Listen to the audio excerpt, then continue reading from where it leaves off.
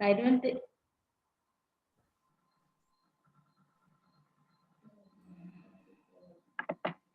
I don't think Symmetra needs any introduction.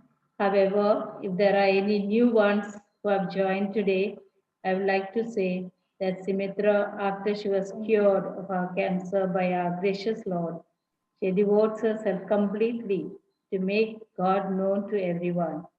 She is a versatile person, all round, not only in Bible but also so many things she is capable of doing it. I request her to repeat about her life since many have joined uh, new Pacific members. Those who do not know her, after the prayer, she will share about her life. In the name of the Father and of the Son. In the name of the Father and of the Son and of the Holy Spirit. Amen. Lord, we have come together from far and wide to listen to your word through the voice of Symmetra. We ask you, Lord, to be with us and fill us with a longing to know and to love you, and kindle in our hearts a burning desire for your revelation. Help us keep our gaze fixed on you. Give us, Lord, a deep experience of your presence. Transform our lives so that we become a new creation. We have walked far away from your path. We seek your direction, Lord, and guidance. Give light for our path and wisdom as our guide. Enlighten and direct every step we take. Give us, Lord, a clear understanding of your holy word. We make this prayer, Christ our Lord. Amen. Amen. Amen. Thank you, Jesus. So, a very Okay. Jesus. Yeah. A very warm good evening to all of you, my dear precious sisters, and if we have any brothers today on the call, a warm welcome.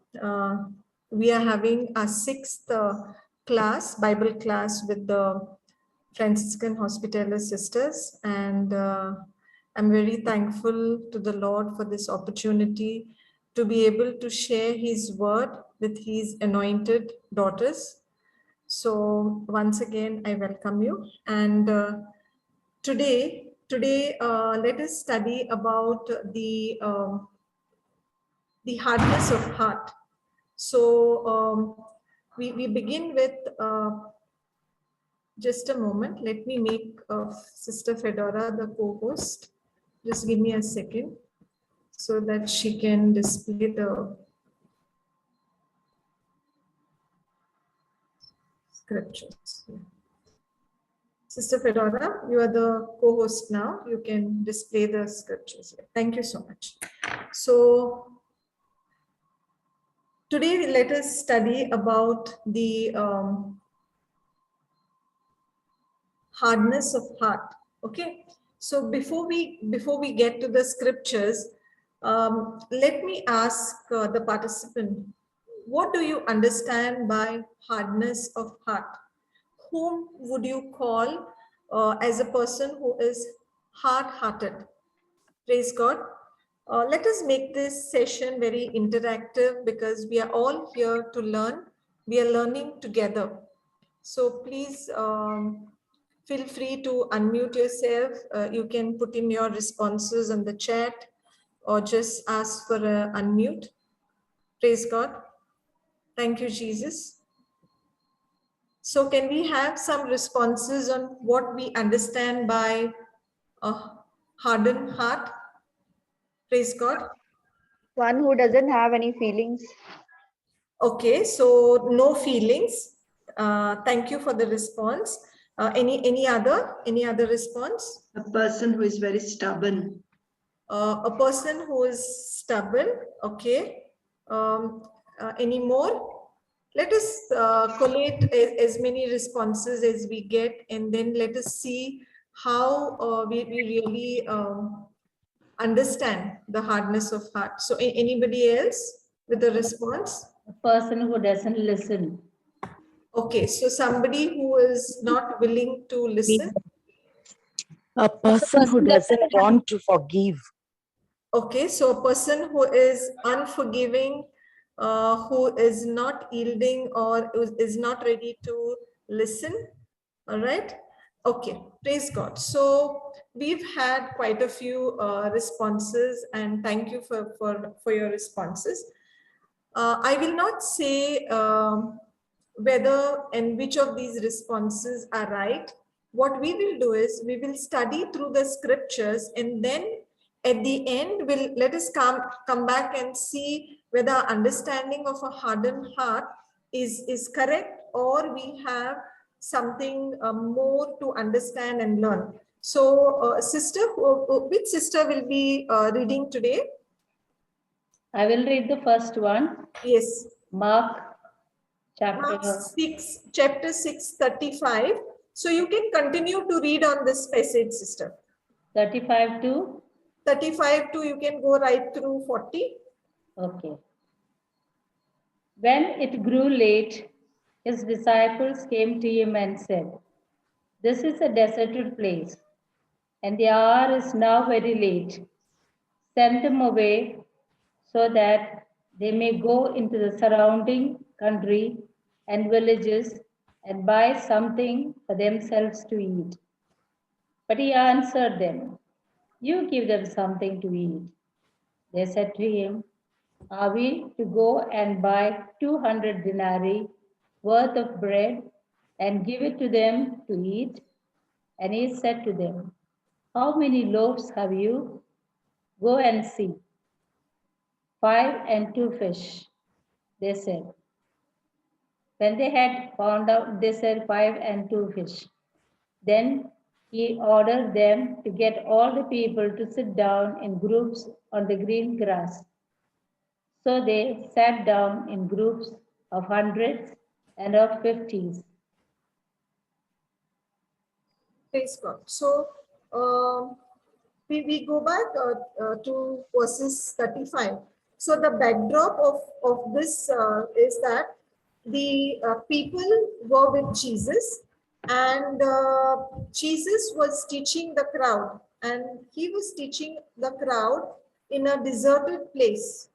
So when the hour had become very late, the disciples themselves came to Jesus and they said that Jesus should send the people away so that they can go out and buy something for themselves to eat.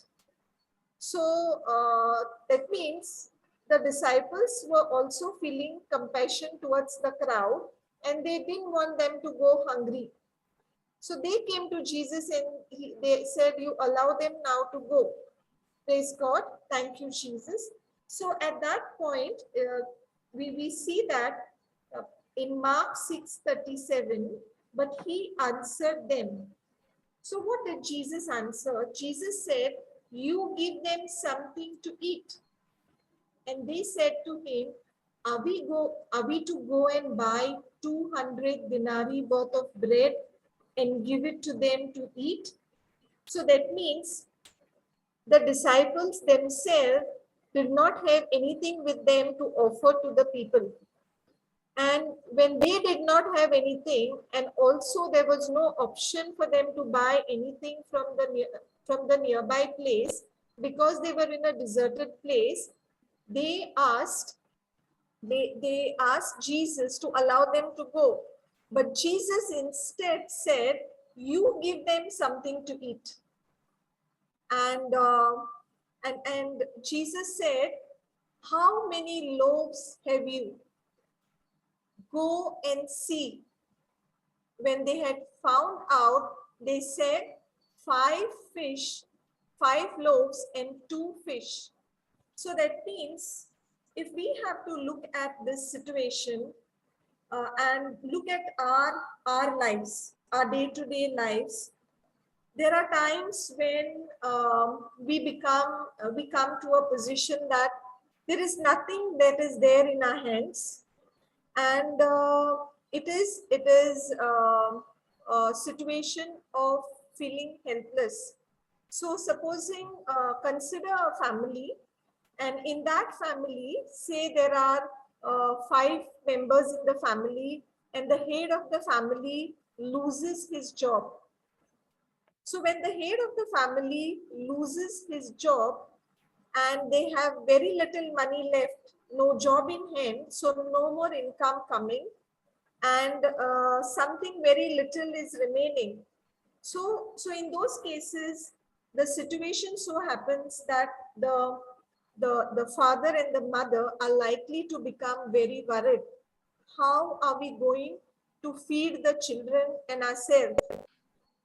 And even though they already have little in their hand, they start thinking of the time that will come by in the time to come. So likewise, we see in this particular situation, Jesus asked them, how many loaves have you? So that means Jesus was pointing to them, what is it that you have? What is it that you have? Am I audible? Yes. Okay, one sister wrote that no Yes. sound, so I wasn't sure whether I was audible. Praise God. So here Jesus told them how, Sister Carolina, I think the rest of the participants are able to hear me. So could you just check your volume setting, please? Caroline, you try to use the cord. Praise God. Thank you, Jesus. So here Jesus is telling them, you look at what is available with you.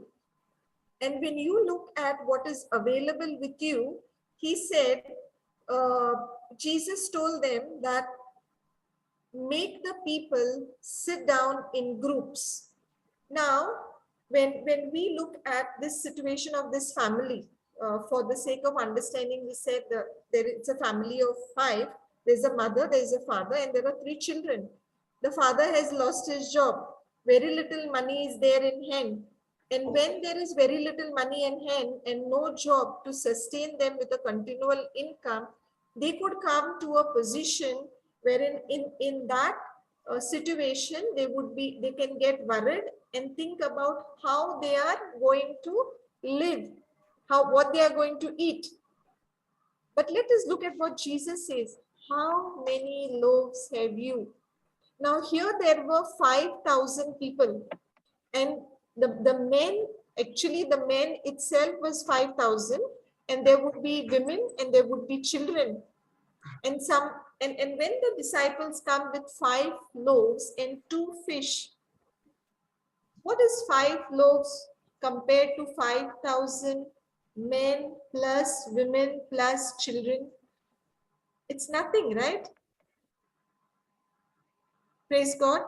Thank you, Jesus. But yet Jesus says he receives that from them, and he tells the disciples to get the people to sit down.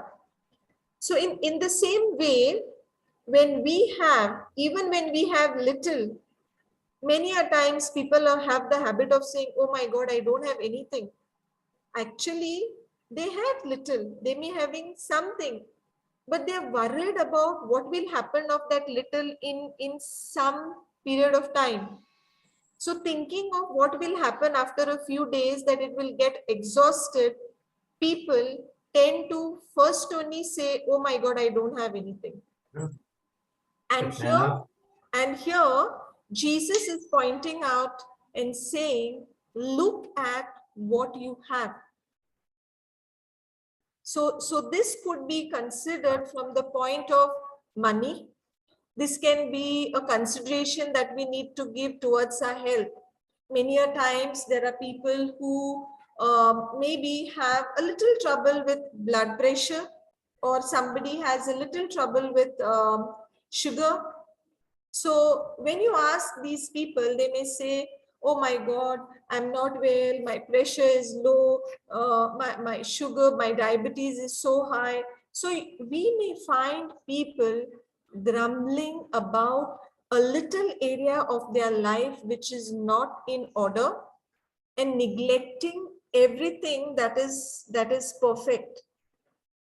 And here we have a situation which is exactly opposite. The number of people is so high. You can imagine in those times, the families would have been so large. So each family would have at least so many children. So it's not like our times wherein, every family has either 1, 2, or maximum 3, but they would have many children. So if there were 5,000 men, and if you have to equate that to even 5,000 women, and you can imagine the number of children. So when you see 5 loaves, it is nothing. And yet Jesus tells the disciples, he ordered them to get all the people seated. That means he knew what he was going to do. Jesus knew what he was going to do. And that is why he makes them sit in groups. This sitting in groups is also having a significance, because when people are sitting in groups, it is a symbol of communion, a symbol of community. Because he didn't tell them, okay, make everybody stand in a line, let everybody stand in a line, and then we will give them to eat. Jesus did not say that. Jesus said, make them sit down in groups.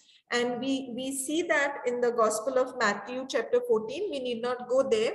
There the Gospel says they were ordered to sit in groups of hundreds and fifties. So which means that even in our times, when we look at our situation, the Lord is telling us that we need to look at the community. We need to get together.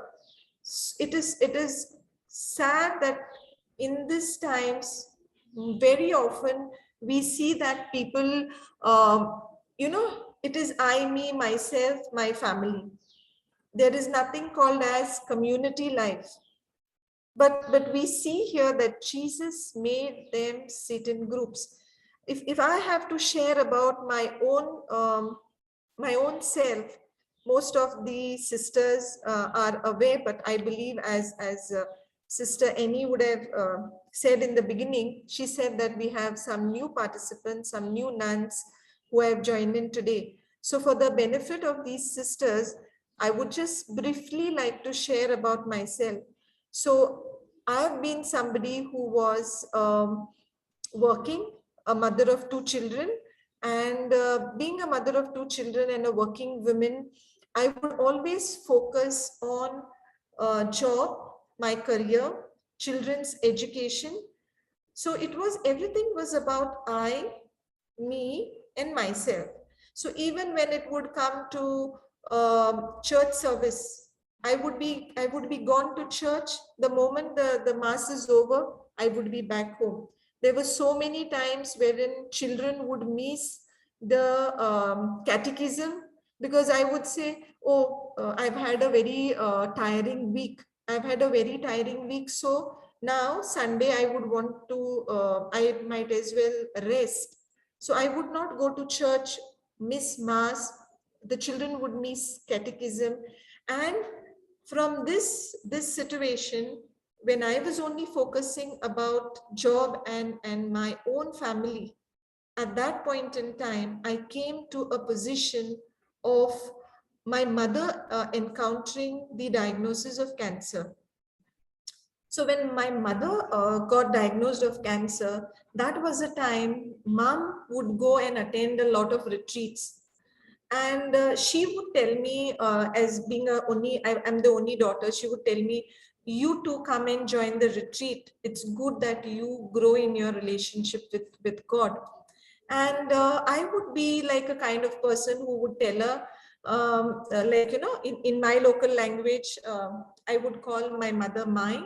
So I would tell Mai, you go.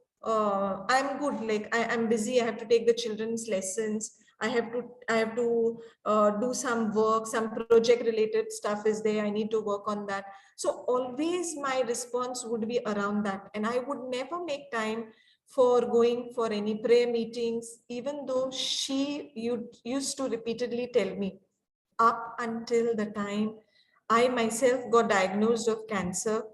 And with that diagnosis came a point wherein I got into a position of repentance, forgiveness, coming to the Lord, surrendering everything unto Him. And I grew with my relationship with God.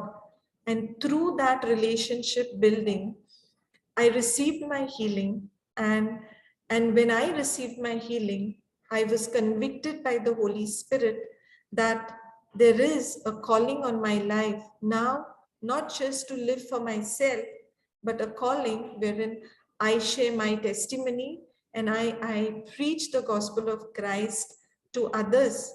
So the comfort that Jesus gave me, as in 2 Corinthians 1 verses 3 and 4, it says, "Blessed be the God and Father of our Lord Jesus Christ, who comforts us in our affliction, so that we may comfort those who go through similar affliction." So something like this convicted me, and because of that, I took the decision. I was working for 20 years, being a postgraduate in science, working as a manager with a US multinational company. I quit my job, and from that time, it's about 2 years now, that I am only sharing the word of God. So I consider that apart from me attending to my family's needs, rest of the time, it's all about sharing the word of God with others, sharing my testimony and allowing others to experience God's goodness through my own testimony.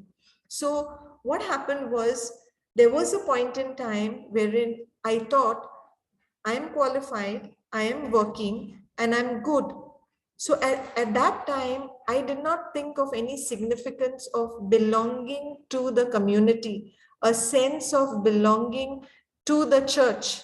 It was just that 45 minutes or 1 hour that was spent in the church that I would go and come back. But here we see that Jesus ordered them to get all people sit down in groups, in groups, because that is what the Lord wants us, that when we come together in community. And even as my dear precious sisters, that you belong to the Franciscan Hospital and the congregation wherein you are serving the people. Each one of you belong to a particular community in a particular location. And I'm sure being belonging to these communities, you lay a lot of emphasis in building up the community around yourselves, around the homes, the convents that you live. The community is being built up with the word of God, and this is very important. And today I can say that a person whose son was not promoted to the next class when he was somewhere in his fifth standard, when he was going for catechism, the priest declined to promote him to the next class because his attendance was not acceptable. And at that point in time, I, who was so self-centered, self-righteous, went to the church. And I remember arguing with the priest, saying that my son knows all the catechism. He always gets 90 plus, so he can be promoted. This was my argument at that point in time, because I thought as long as he knows the catechism, it is enough. Why does he need to go to the class? So, a lot of wrong thinking that was inside of me. But my dear brothers and sisters in Christ, today I'm happy to say that this very boy who was declined being promoted to the next class, it would have been some 6-7 years back. Today, after he got confirmed, with me changing, with the word of God coming into my household, with me speaking the word of God, praying as a family, saying the rosary, and taking my children regularly to church and to catechism, now the same son, my same son, is now appointed as a catechist in the church. Praise God. Thank you, Jesus. And And today, right now, my eldest son, who's been appointed as a catechist, he is attending a workshop for the catechist. So why am I sharing this is because just to emphasize the significance of belonging to a community and working together as a community. Here, the disciples who would have brought the 5 loaves and the 2 fish, these disciples, when they would have brought the 5 loaves and 2 fish, it would have been somebody in that gathering, in that crowd, who would have had it. So that person could have very easily said, oh, I have only this much. If I give this to you all, what will I eat? He could have said that. And many a times we get into this mentality. What I have is just enough for me. If I give, how will I make good for my family for the rest of the number of days? And my dear brothers and sisters, I want to emphasize here that when we give from what we have, we bring into the house of God from what we have. The Lord God opens the doors of heaven and pours out a blessing in our lives. And that is what is promised in Malachi 3 verses 10. Sister Fedora, can you take us to Malachi 3, 10, 11? Praise God.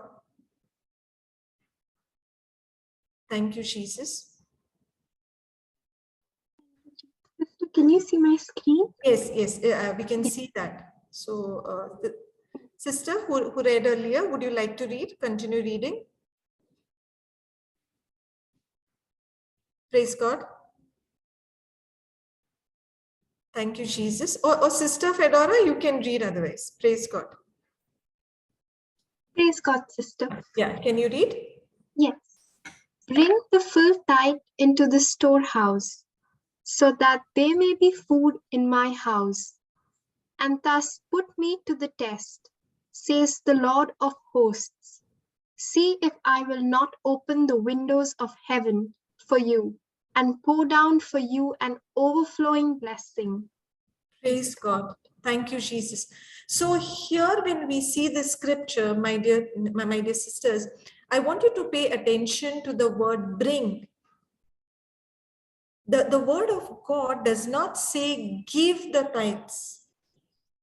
It says bring the full tithes, which means that supposing I am visiting Sister Sinjina at the convent, and I go there with my handbag, and after some time, when I am done with the visit and I'm leaving, just give me a minute, just excuse me for a minute. Just getting a call repeatedly. I'll just put a message saying that I'm in a class.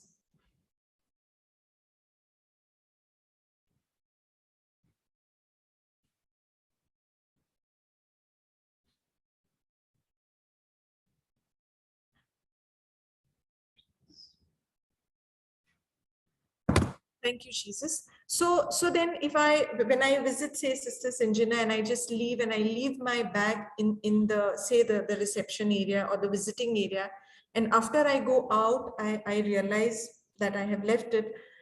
What will I say? I will say, sister, can you please bring my bag, because I may not want to go again inside, or it may be like, I may have to follow a particular procedure. So it will be easier for her to rather go inside and get the bag. So then will I say, sister, will you please bring my bag? Right? Yes. So, Yes. so that means the bag is mine. That's why I will say, bring my bag, right? Yes. So here the word of God is saying, bring the full tithe into the storehouse, which means that God is telling us, bring.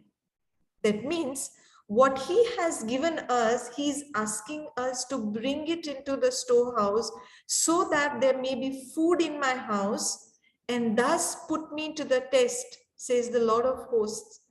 See if I will not open the windows of heaven for you and pour down for you an overflowing blessing.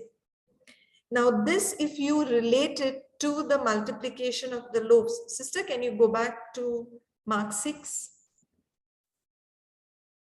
Praise God. Thank you, Jesus. So what does Jesus do?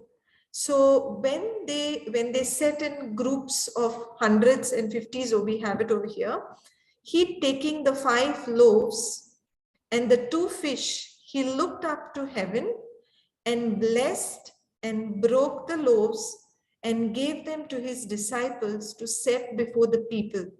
And he divided the 2 fish among them all. Praise God.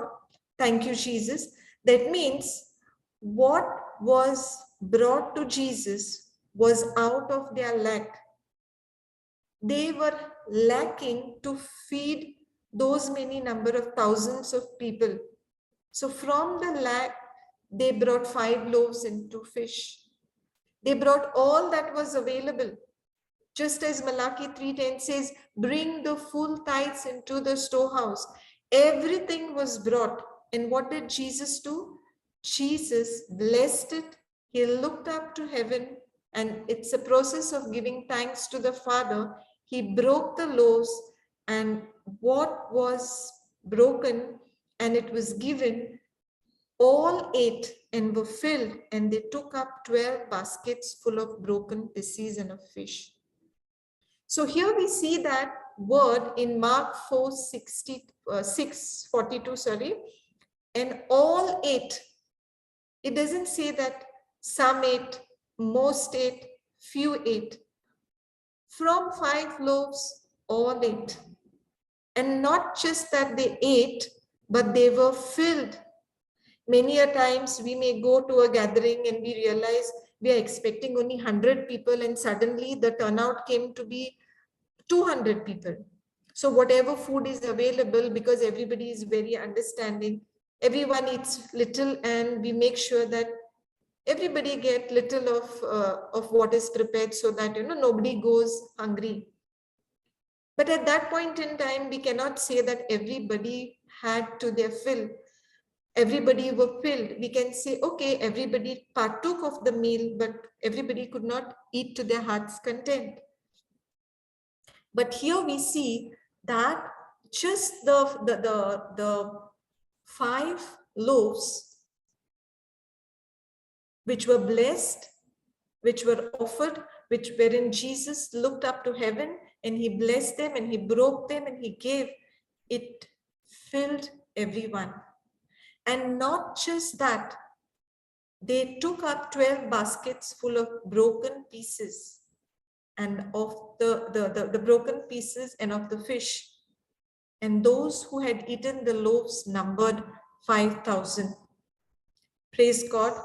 Thank you, Jesus. So my dear brothers and sisters, if before we go any further, I just like to ponder over this meal, the meal that is prepared by Jesus for all those who were there, the crowd who was there listening. And the same thing happens in the church. When we go for Mass at the Eucharist, the bread, when it is the bread which is offered up by the priest, by the anointing of the Holy Spirit, that bread is turned into the body of Christ.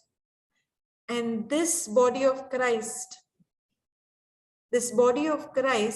is given, when it is given to the congregation, it is filling all of us.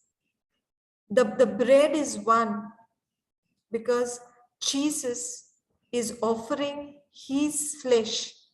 We see in John 6:55. Sister, can you take us there? John 6:55. For my flesh is true food, and my blood is true drink. Praise God. Thank you, Jesus. So what did Jesus tell his disciple? My flesh is true food, and my blood is true drink. And when we go to the Eucharistic celebration, we partake in the body and the blood of Jesus. We we are in a position wherein when we eat the flesh and drink the blood of Jesus, it is Jesus abiding in me and I abiding in Jesus. And this is how the Lord fills us with what is true food and what is true drink. Praise God. Thank you, Jesus. So can we go back, sister, to Mark 6 and continue further? So we see here that Jesus had this miracle and he performed this miracle. So supposing Sister Fedora, supposing you were there at this place, you were one among the crowd, what would have been your reaction seeing, like, 5 bread and then so many fed were filled and leftovers amounting to 12 baskets? What kind of a reaction would you have had? And I'd be I'll welcome other amazed. sisters also. I Okay. would be amazed. Like it's something that I'll not forget. Like I'll remember it and I'll go home and I'll tell all my friends and I'll tell Mama, you know what happened? Praise God. So I'll just take that word that you said, I will not forget. Okay. Yeah. You just said, I'll be amazed. I'll go and tell everyone and I will not forget this, right? Yeah. Not forget. So just keep this in mind, not forget. Okay. So if I have to ask Sister Piedad or Sister Sinjana or any other sisters on the panel, say you were there instead, what would have been your reaction? Your personal experience or reaction when you would see 5 bread and so many people filled? Whatever you think would have been your experience. Praise God. I'm happy and Okay. grateful. So you would have been happy. I'm grateful. Okay, so you would have a attitude of gratitude because the Lord cared enough and made sure that he made work a miracle so that you do not have to go hungry, right? Praise God. Thank you, Jesus. So let us see how the disciples respond. Okay, and sister, can you just scroll down a little where Jesus walks on the water? Yeah. Continue to read through the end of this, Sister Fedora. Thank you, Jesus. Immediately he made his disciples get into the boat and go on ahead to the other side, to Bethsaida, while he dismissed the crowd. After saying farewell to them, he went up on the mountain to pray. When evening came, the boat was out on the lake, and he was alone on the land. When he saw that they were straining at the oars against an adverse wind, he came towards them early in the morning, walking on the lake. He intended to pass them by. But when they saw him walking on the lake, they thought it was a ghost and cried out. For they all saw him and were terrified. But immediately he spoke to them and said, "Take heart, it is I. Do not be afraid." Then he got into the boat with them, and the wind ceased, and they were utterly astounded, for they did not understand about the loaves, but their hearts were hardened. Praise God. Thank you, Jesus. So in this instance, just scroll up, little up, Sister Fedora. So in this instance, we see that Jesus made the disciples get into the boat. So it was Jesus who was sending the disciples across the other side. It was not them who took a decision. And when they went by the boat to go to the other side, Jesus went and he went to the mountain to pray. And when in the evening, the boat was out on the lake and they started straining on the oars and there was a wind, and they saw he came walking on the lake, and when they saw him, they were scared. So they cried out saying, they thought it was a ghost, and they cried out because they were terrified. And Jesus said to them, "Take heart, it is I, do not be afraid." So, my dear brothers and sisters, whenever we are in any situation, the Lord always tells us, "Take heart, it is I, do not be afraid." And this is what we need to repeatedly remind ourselves. Thank you, Jesus. It is you who told me to take heart and not to be afraid. And when Jesus spoke to them, we see that he then he got into the boat. And actually, if we look at, sister, can you just go to KJV for this one scripture, Mark 6:51. KJV. And he went up unto them into the ship, and the wind ceased, and they were sore amazed in themselves beyond measure, and wondered. Praise God. So we see here that Jesus went up unto them. There is a translation which says that it was like, they called him into the boat, they welcomed him into their situation. And when they called Jesus into the ship, the wind ceased, and they were so amazed, which means that just before this, the disciples had seen Jesus multiplying the loaves. It was such a huge miracle. And now when Jesus got into the boat, the wind ceased and they were amazed. There is a translation which says they were astounded, which means that they were shocked, they were surprised.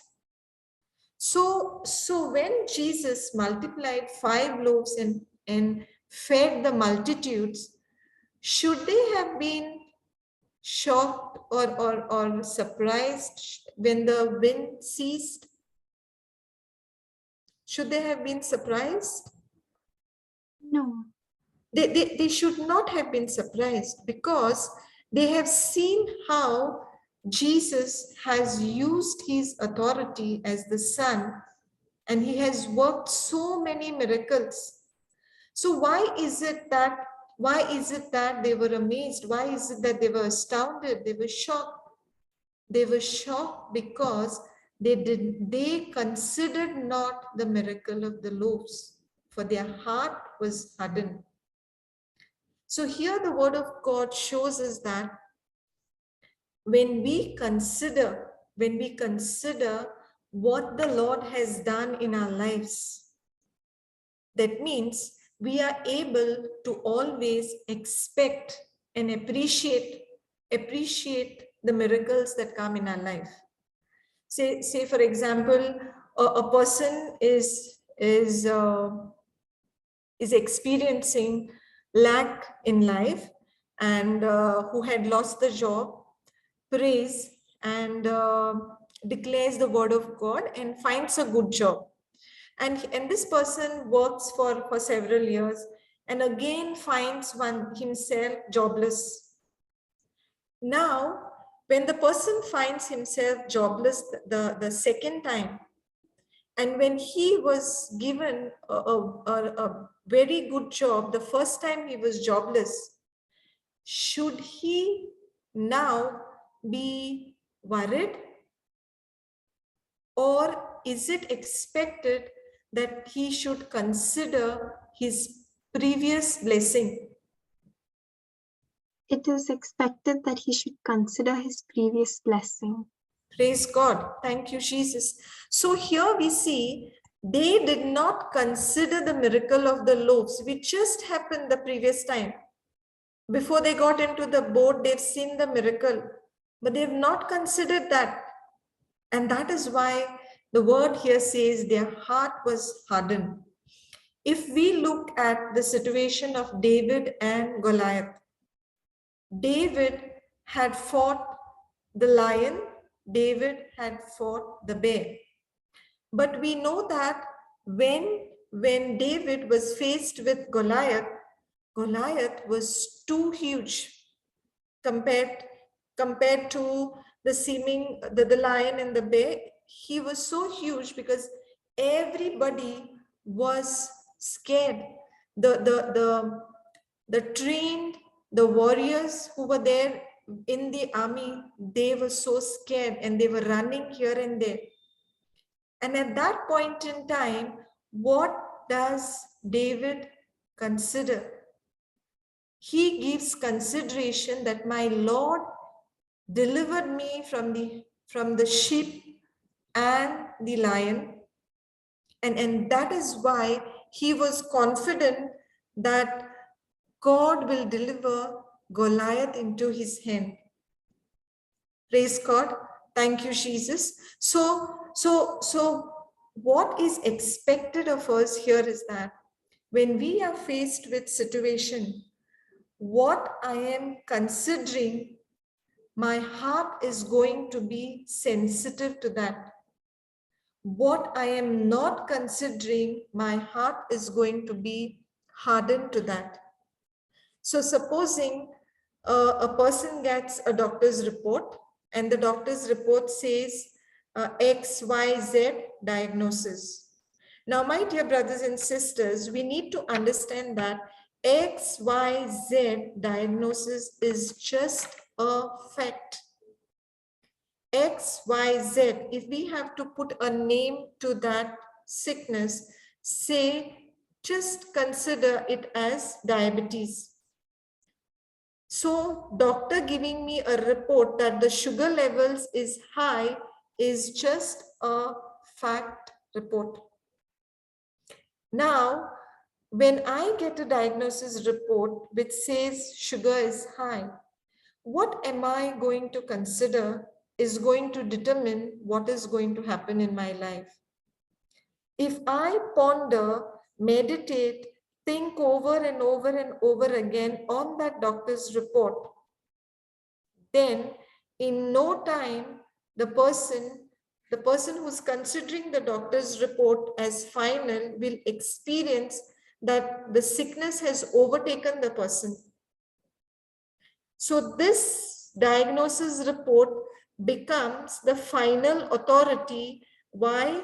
Because the person is considering only the report. But another person who gets a similar report takes the report as a diagnosis, as a fact, and we know that facts are liable to change. Facts will change over time. But truth is something which is permanent. Truth is unchangeable. So when the truth is unchangeable, the truth is permanent, and the person meditates on the truth, takes the scripture, by the wounds of Jesus, I have been healed. So there is the fact report, the doctor's report of diagnosis, and there is the promise of God. So I'm not giving consideration to the doctor's report, rather I'm giving consideration to the word of God, to God's promises. We know that the word of God tells us that every promise of God is a yes and amen in Christ. And we who are baptized in Christ, we who believe in Jesus, who have made Jesus the Lord of our lives, and in our heart believe that God the Father raised Jesus from the dead, we are born again. And when we are born again, we who are in Christ, every promise of God is a yes and amen to us. Praise God. Thank you, Jesus. So Jesus says, for they considered not the miracle of the loaves, for their heart was hardened. So according to the word of God, when you do not consider the word of God, that is the time the word of God says that our heart is hardened.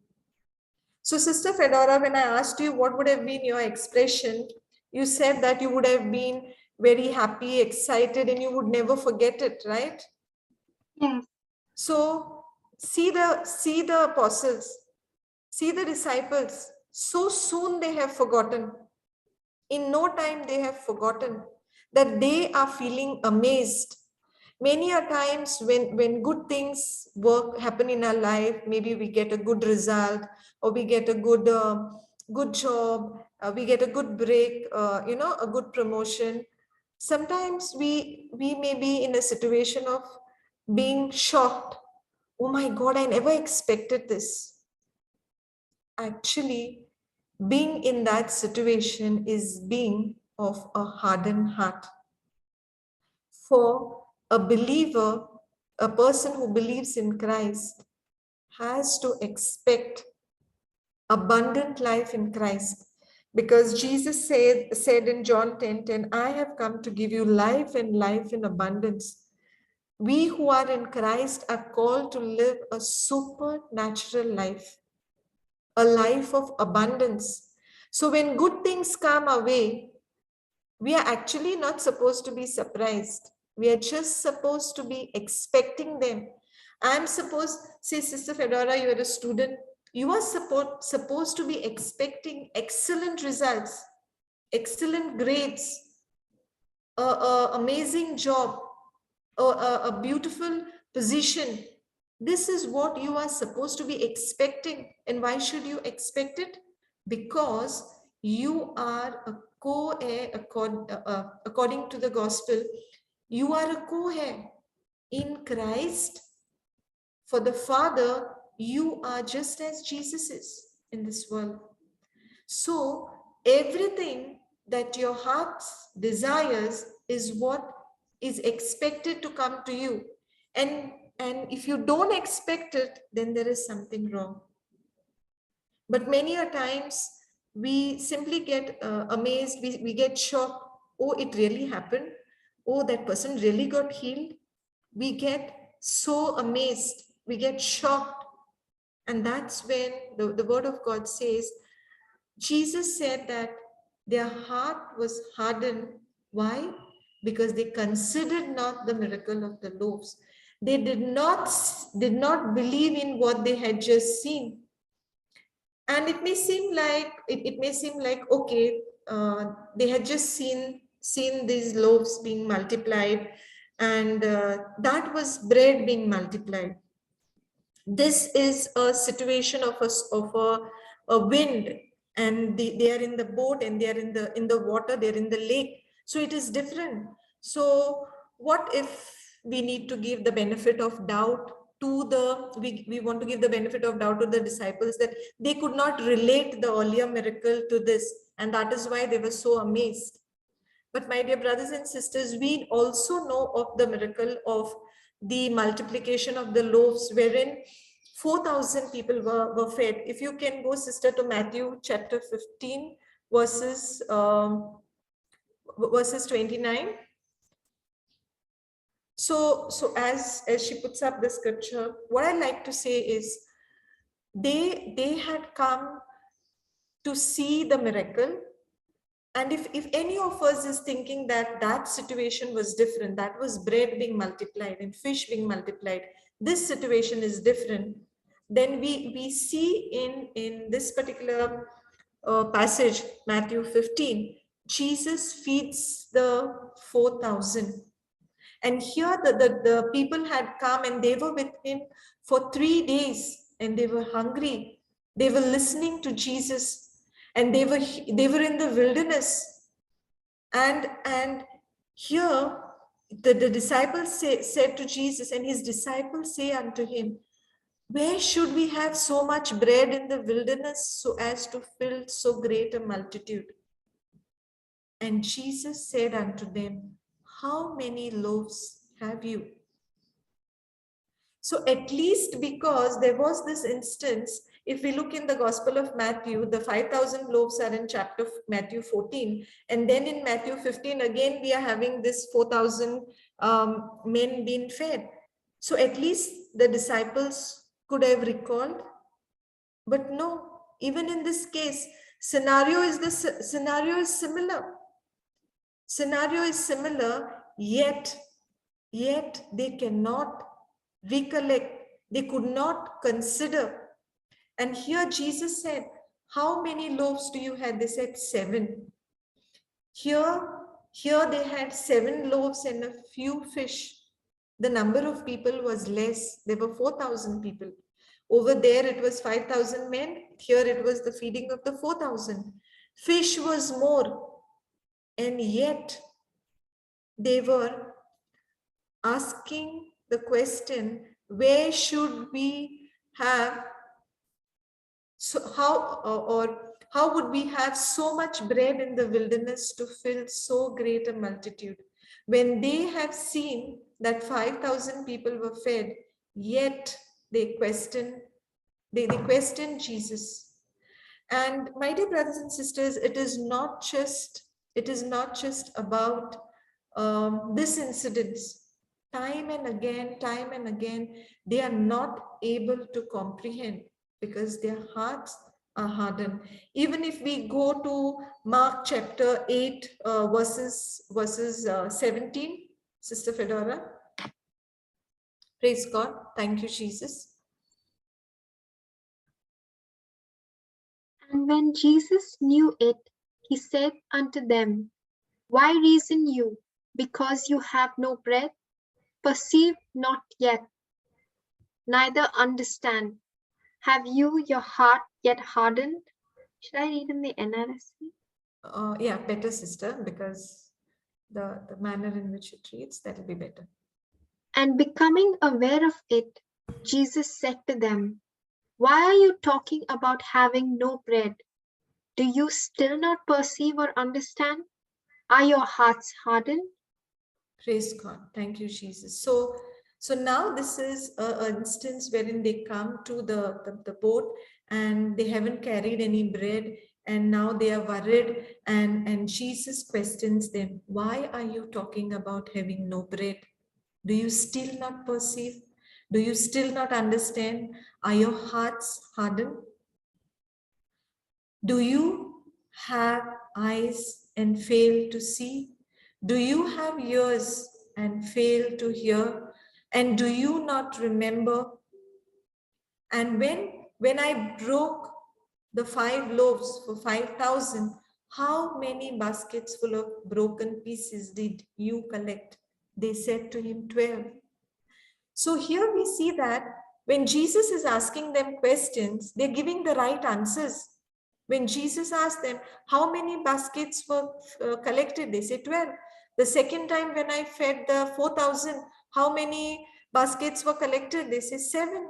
So that means it's not that they have forgotten, but their heart was hardened, that they were not considering what they had seen. They were not considering what Jesus was teaching them. And then he said to them, do you not yet understand?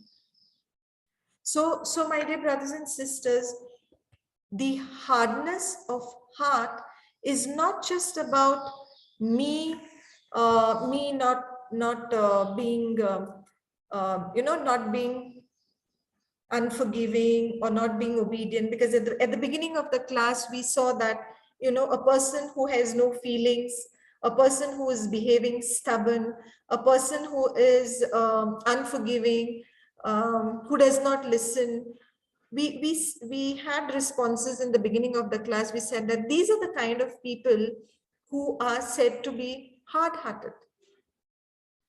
But we may have a person who is very in the world standard of being morally right, maybe going to church, attending every service, attending every organization, the institutions or whatever associations that are there in the church, maybe a member there, allows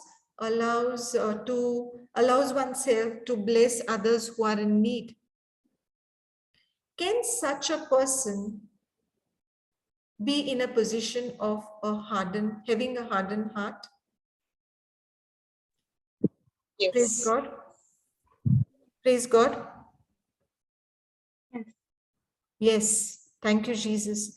So it is not that if I'm going to Mass, if I am receiving communion, having my confession, working for the poor, serving them, attending to the sick and the helpless and the homeless, I am doing my every bit to reach out. I can still be having a heart that is hardened. And when does God say that my heart is hardened? He says that my heart is hardened when I'm not considering His promises, but rather I am considering the situation. Is it possible a person who's doing all of this can fall sick? Yes. Yes. So when that person falls sick, and that person is not sensitive to the word of God and becomes so worked up because of this diagnosis report. So rather than going to the word of God and meditating on the word of God and keeping the eyes and the heart and everything focused on the word of God and claiming the promises, if this person is coming into a situation of feeling hopeless, this person is becoming fearful, in spite of doing everything that religion requires, yet the Lord is saying that their heart is hardened because they're not seeing, they're not considering the word. Because this very person would have had many miracles that would have happened in that person's life. The very fact that the person has lived an abundant life, has had enough to offer to others, has had lived a healthy life for several years, means that the Lord has already worked many miracles. And if we are not considering the goodness of the Lord in our lives, that means we have actually hardened our heart. Sister, I know it is 4 o'clock. Do I have 10 minutes more? Can I take 10 minutes more? Yes, yes, It's okay? yes. It's okay. Yeah. So I'll just like to go to Romans chapter 4, verses 19.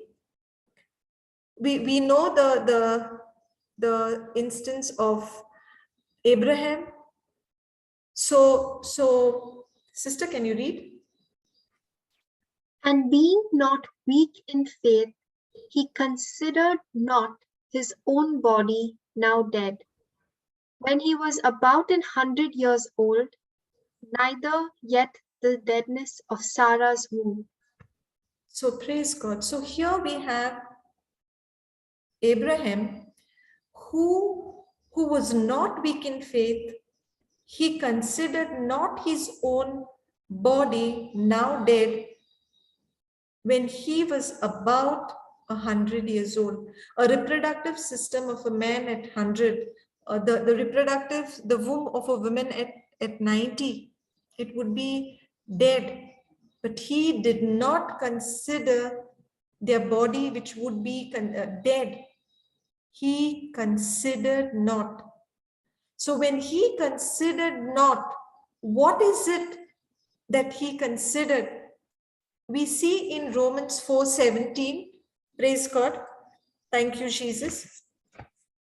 As it is written, I have made thee a father of many nations, before him whom he believed, even God, who quickeneth the dead, and calleth those things which be not as though they were. Praise God. So Abraham focused on God's promise. He believed because God said that he has made him the father of many nations. And that is why we call Abraham the father of faith. His believing, his faithfulness was considered to him as righteousness. So my dear brothers and sisters, what is required is that we need to program our mind to be focused on the word of God. It's not that Abraham was always like this. If we see in Genesis, I think it is Genesis chapter 15, verses 1 and 2, Abraham calls himself childless. He says in Genesis 15:2, and Abraham said, Lord God, what wilt thou give me, seeing I go childless, and the steward of my house is this Eliezer of Damascus? He calls himself childless. So there was a time wherein Abraham spoke what he saw. He spoke being childless because he saw the barrenness of Sarah's womb. But when we look at Romans 4:17, 18, 19 onwards, we see that now he is not looking at his own body. He's not looking at the body which is as good as dead. What he means as good as dead is reproductively, in terms of reproductive health, it is as good as dead. He did not consider the barrenness of Sarah's womb, but now his focus was on God's promise. Has God given you and me promises? Are we given promises by God? Yes. Where are they? Where are the promises? In the Bible, in the Word of God. Praise God. So we have the promises given to each one of us in the Word of God. The day I choose to focus on the promise, to consider the promise, I will be sensitive to the promise, and I will then turn my heart will be hardened towards what the world is showing me. The world may be showing me the strife, the spirit of offense, lack, sickness, pandemic, X, Y, Z. But my heart will be hardened towards all of that. Why? Because now I choose to focus, I choose to consider his promises. Just to share a little on my own experience, there used to be a time wherein I at home we have football fans. My husband, my boys, everybody is watching a lot of football. So we would go to see streaming, the live streaming in the night, would be back home at past midnight, 1 o'clock, 2 o'clock, sometimes 2:30. And what it would be like, okay, the whole focus would be on the match. And at that time, no consideration used to be given to even the Sunday Mass. So where was my focus? Where was I being sensitive? To the world. What gives in enjoyment, pleasure, and is considered as enjoyable, the entire focus would be there. So Sunday Mass would be optional. Catechism would be optional. That was Sumitra of the old. But after my encounter with the Lord, after the Lord beautifully picked me up from the situation of the pit of sickness that I was in, when I came to him in repentance, in asking for forgiveness and forgiving those who had done me wrong, that was the time the Lord raised me up from that situation. He chose me. He gave me a purpose for my life. This life which had only one purpose, to grow in my career. I did very well in my academic, in school. I topped the school. I used to top college. I would get gold medals. At work, I managed myself to become a manager. So always that career success, excellence, how I can get better. There were times that I have gone from home at 5 a.m. in the morning, and I have returned home at 1 a.m. in the morning. This was the level of commitment that I had. Why? Because I wanted success in my career. So I would do anything. I was so mad about performance, perfection, giving my best, that everything about God, everything about scripture, was not even, I can say today that then it was not even secondary. It was not even listed. But now, when I understood the love of God, when I understood what my Jesus has done for me, that he went to the cross, he died, shed every drop of his blood, allowed his whole body to be bruised. His skin was bruised completely. His face was beyond recognition. It didn't seem like a human face. His head was pierced with thorns. He did not open his mouth. He was like a sheep taken to slaughter. Why? Because I had to be saved. My sin had to be paid for. I needed to be receiving his righteousness. He took my unrighteousness and he gave me his righteousness. And when I understood this truth, how much my God loved me, even then he chose to give me my freedom. He gave me my freedom of choice, that it was up to me whether I want to be obedient or I could choose to be disobedient. I could choose to love him or I could choose to reject him. When I understood that, it truly made me sensitive to the word of God. And when my heart became sensitive to the word of God, the heart automatically got hardened to the demands of the world. So somebody who would work like that, like mad, like people would say work like crazy, just could take a decision to quit job. No second thoughts. And even when job offers were coming to me, I got back to back 3 job offers. One of them was even to work from home. I said, no, now nothing matters. This heart is sensitive to his word and is now hardened to everything else that belongs to the world.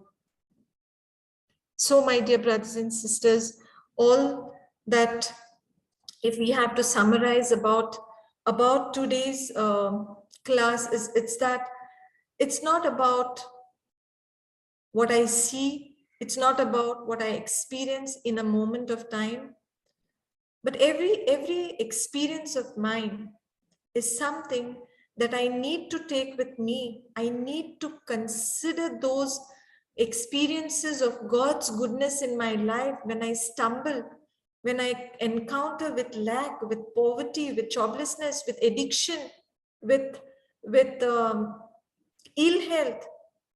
I'm supposed to consider God's goodness, how the Lord has worked in my life. And it's only then that I'm going to be able to focus on the word, meditate on the word, claim those promises for my life, because he who has promised is faithful. Praise God. Thank you, Jesus. Thank you, Jesus. So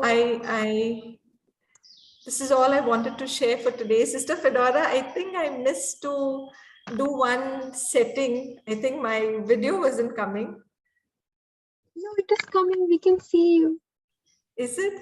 Okay. Yeah, we saw you from the start.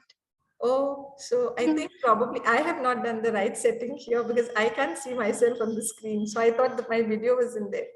Oh, no. It was there entire time. Praise God. Thank you, Jesus. Jesus. So, my dear sisters, especially precious anointed nuns from the Franciscan Hospitaller congregation, it's so amazing that you have dedicated your life because of the love of God, because of how much you love Jesus. And it's so heartening that you are so hungry to study the word of God.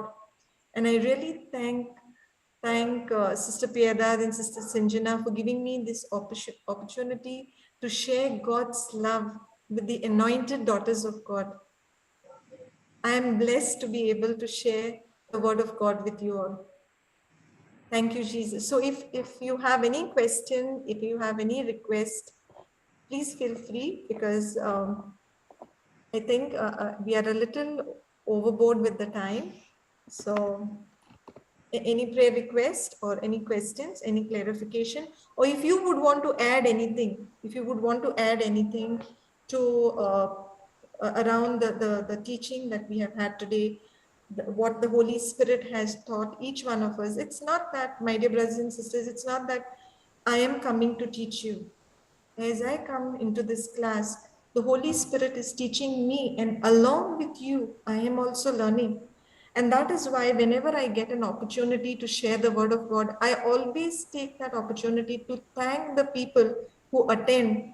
So a big thank you to all of you who attend. It is because you are coming to this class. I am blessed by the Holy Spirit to be studying. So I receive more. So this is an opportunity for me to grow in the word more and more as I come to share his love and my experience with you. Thank you, Jesus. Praise God. Sumitra, I Yes, just want to ask a prayer request. yes, sister. That is for my father. Actually, he is 77 years old now. Okay. Um, and I had a mother, very prayerful and spiritual person, but she expired 2 years back. And so he had actually very nice wife and good children, but still my father have that selfish character, and he actually don't appreciate the goodness, especially in that my brother and wife, my sister-in-law, they take care of him well, but he doesn't appreciate them. Actually everything he find that negativeness. So actually his what I feel, no, that his mind, that God's love, whatever way may be, that he have experienced, but that is not ended. And I am praying, but I'm just thinking we are very concerned for him, but still we are praying, but that touch of God, that love, it is not entered in his heart. And he is now 77 years old. He have actually heart problem, but still he is healthy. But much more what I am feeling is that negativeness that he has in him. Many ways he is good, but the thing is that he don't appreciate, especially what we feel is that he is staying with my brother, means that is in Understood, sister. I understood your concern. I think before we go ahead with the prayer, I must say this to you that, and I'm sure that may comfort you. I also have a father, and my dad is 83. My mom is no more. And my dad also lives with my brother and sister-in-law. And in the past, I have experienced a similar situation like you. Okay, I've experienced a similar situation like you, that that my dad had been a very strict father, and very much like, his discipline was very strict. And in that, what would happen is, anything which is little away from his standard of normal would not be tolerated. So if certain thing has to be kept like this only, it has to be kept like this, it cannot be kept the other way. So it would lead to a lot of stress for my sister-in-law, and just the way you are feeling for your sister-in-law, and I'm glad you feel, that way for your sister-in-law. I too would feel the same. But when I came to the word of, and I could not do anything much for him, because I myself didn't have an understanding of God's love. So after I had the experience of the love of God, and I came into the word, I started praying the prayer for the unsaved loved one. So I started praying that prayer for my dad. And after that, I have seen tremendous change in my father. I'm sure, because the word of God says in Acts chapter 10, verses 34, God is not partial. The Lord who has changed the heart of my dad, my father's heart has been changed. That same Lord has also, you need to now believe that that same Lord has also changed the heart of your dad. Praise Thanks. God. Because the word of God, if you see the scripture which is put up is, then Peter began to speak to them. I truly understand that God shows no partiality. As children, as parents, they would be expected that they would be concerned about their children's salvation. But many a times it so happens that as children, we are also required to be concerned about the salvation of our families. Maybe it is our parents, our sibling, children, extended family. We need to be concerned. And what way can I show this concern is by praying for their salvation. And this is something which you can do on a daily basis. Sister, if you can share your number with me privately on the chat, what I will do is I will send you the prayer for praying for the unsaved loved one. Okay? And surely we will pray for your dad. Thank you, Sequeira. Okay, we'll pray for your dad. But I just, like the Holy Spirit just inspired me to share the example of my own father, because, you know, then you can relate better that you're not the only one in that position. So do not be discouraged, do not be disheartened, do not be overtly concerned. Rather than that, you give consideration to the word of God. You give attention to praying for your dad. And the Lord, in His mercy, you have to believe that as you intercede for your dad, he is experiencing the goodness of God. See, Sister Nancy, when Jairus' daughter was sick to the point of death, and eventually she even died and was raised by Jesus, we see that the father's plea to Jesus for the healing of his daughter, the Lord responded, and He went and He healed his daughter. He actually raised him from the dead, because Jesus was delayed to get to their house. As the woman with the issue of blood, she came and she had that encounter with Jesus, where she shared her testimony. In the same way, when a daughter is coming to Jesus to pray for her father, that same God who is compassionate grants the desires of the daughter's heart. Praise God. Thank you, sister. Thank you, Jesus. So let us pray for your dad. What's your father's name? Sebastian. Sebastian. Okay. Yeah. So in the name of the Father, and of the Son, and of the Holy Spirit. Amen. Heavenly Father, I thank you for this day. This is the day the Lord has made. We rejoice and we are glad. Thank you, Holy Spirit, for teaching us on hardness of heart. Lord, you have taught us how we are called to give consideration, the consideration that needs to be given to the various miracles that have happened in our life, consideration that needs to be given to God's promises, and not what we see in the world, not what is shown in this world. Lord, your word says that in 2 Corinthians 4:18, what we see is temporary, what we do not see is permanent. Jesus, Brother Sebastian, as well as many brothers and sisters around the world, may be battling with this situation of not being able to appreciate the goodness of people around them. Lord, they themselves may be battling the wiles of the enemy, because we don't fight flesh and blood, but we fight the wiles of the enemy.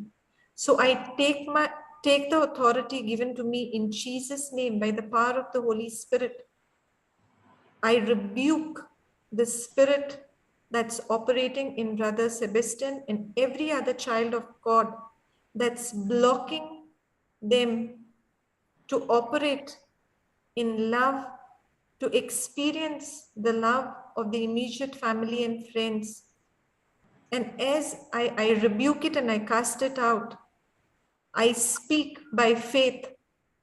The love of God is poured into his heart, that his hardened heart is now transformed to give consideration to the word of God, to see the goodness of God in his children, in his son, the daughter-in-law who are serving him. Thank you, Jesus. As you have poured your love into his heart, I believe that every spirit, everything that is evil, sin, sickness, anxiety, hurt, rejection, isolation, emotions of separation that people experience when a loved one is lost, all of that, Lord, is now changed by your agape love, by the experience of your agape love. Thank you, Jesus, that he's experiencing your love right now. And as he's experiencing your love right now, I thank you, Lord, that you are sending the right laborer into his life, into the lives of all brothers and sisters around the world who are battling similar situation, that the gospel of Christ is preached to them. They accept Jesus as Lord and believe in their heart that God the Father raised Jesus from the dead and are saved for the kingdom of God. Heavenly Father, your word says that when 2 or 3 gather in your name, you're present. And we believe, Lord, that you're present with us right now. And whatever is agreed by 2 on earth is agreed by our Father in heaven. So, Lord, this word which has gone out of my mouth is active, it's living. I believe, Lord, that it does not return void without accomplishing the purpose for which it is sent. So thank you, Jesus. Thank you, Lord, that salvation has come into the household of this brother Sebastian. And now on, everything in that house is all about love, joy, peace, respect, and dignity. Heavenly Father, we make this prayer in Jesus' mighty name. Amen. Amen. Amen. Amen. Amen. Thank you, Jesus. So, sister, would anyone like to make a short closing prayer?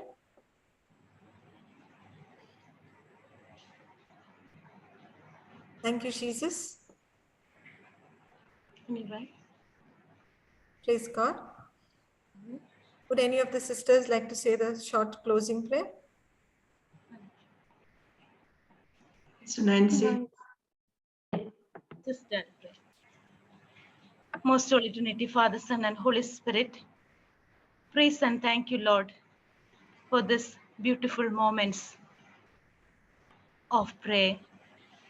You have called us to be together, to listen to your word by the medium that you have used. Our dear Sumitra, thank you, Lord, for coming in our heart and enlightening our heart and mind by your word. Thank you, Lord, for embracing us with your love. Thank you, Lord, for blessing us with a vocation, blessing us with all that we need to live our life gracefully on this earth. Thank you, Lord, for our congregation, our congregational family, and the personnel you sent to us to help us to grow. Thank you for all of our sick members. Thank you, Lord, for everything that you share upon us. Lord, as we journey together to your home that you have prepared for each one of us, help us, Lord, always to fix our eyes on you and to live by your word. We make this prayer through Christ our Lord. Amen. Amen. Amen. Amen. Amen. Thank you, Jesus. Thank you. Thank you, sister, for the beautiful prayer, Sister Nancy. Thank you, everyone. So, Thank you, sister. God bless you. God bless you all. Thank you very much, Mitra. God bless you. Thank you, Jesus. Thank you.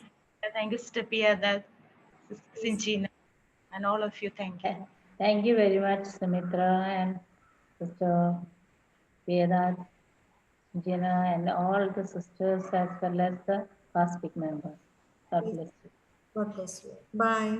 Thank you. Bye. Thank you. It was nice